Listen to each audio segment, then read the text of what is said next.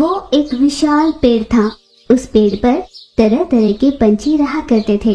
उस पेड़ पर रंग बिरंगी गौरैया थी। उनका नाम सोनी, सिरी और लिली था। वे तीनों खुशहाली से उस पेड़ पर साथ में रहा करते थे, पर बाकी पंछियों से वे ठीक से बात नहीं किया करते थे, क्योंकि वे तीनों बहुत सुंदर पंछियां थी। एक दिन उन्होंने मैना नाम के एक कौवे से कहा, अरे ओ मैना, भला होगा अगर तू हमारे पास न आए, कहीं तुम्हारा ये रंग हमें न लग जाए। हमें देखा ना हम कितनी सुंदर है, और तुम्हें देखो तो कितनी कुरूप हो। तुम्हें देखकर हमें बहुत डर सा लगता है। उनकी बातें सुन दुखी होकर मैना ने कहा, मुझे माफ करना दोस्तों, आज के बाद मैं कभी तुम्हारे पास नहीं आऊंगी। यूं माफी मांगकर मैना वहाँ से उड़ चली। उनकी सारी बातें सुन रही एक माया सारस ने, छी, कैसे दोस्त हो तुम सब? वो कितने समय से तुम्हारी इतनी अच्छी दोस्त है, तुम्हें अचानक हुआ क्या है? भगवान ने हर किसी को अलग रूप दिया है, इसका ये मतलब तो नहीं कि तुम इस तरह किसी का अपमान करो। ये सुन सोनी गौरैया ने कहा, तुम कौन होती हो हमसे ये सब कहने वाली? अगर तुम्हें हमसे बात करने का मन न हो तो तुम भी जा सकती हो। इस पर गुस्से में सारस ने कहा, तुम जैसे दोस्तों के होने से तो कोई दोस्त ना हो यही बेहतर है। ऐसा कहकर सारस भी वहाँ से उड़कर चली गई। उदास हुई मैना के पास सारस उड़ती हुई चली गई। दोस्त, तुम्हें अपने काले रंग को लेकर इतना उदास होने की कोई जरूरत नहीं। काले या गोरे रंग में रखा क्या है? तुम्हारा नेक दिल सबसे सुंदर है। मैं हूँ ना तुम्हारे साथ। हम दोनों कभी जुदा नहीं होंगे।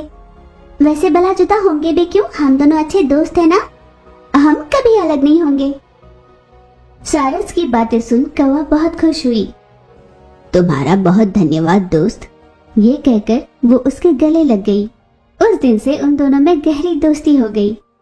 बहुत दिन यूं ही बीते। वे दोनों एक ही घोंसले में साथ में रहा करते थे। ऐसे में सोनी, सिरी और लिली ने अपने घोंसले में अंडे दिए।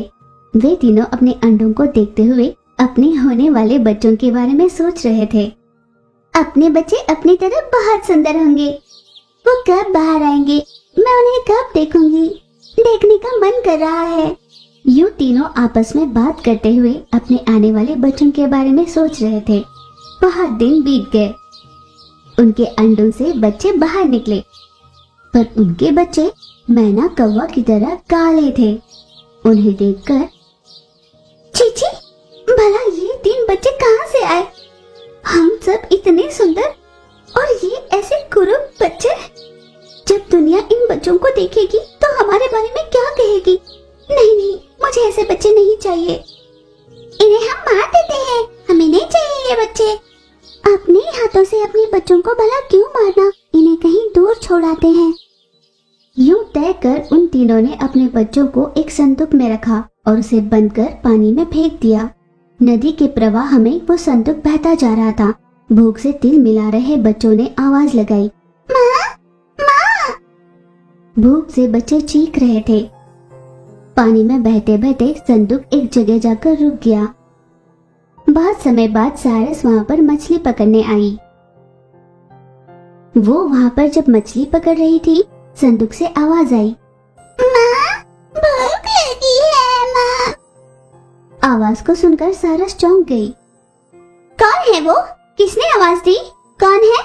यूं आवाज की ओर नजर घुमाते हुए उसने संदूक से आवाज आ रही है ये जान लिया। सारस तुरंत संदूक के पास गई और उसे खोल कर देखा।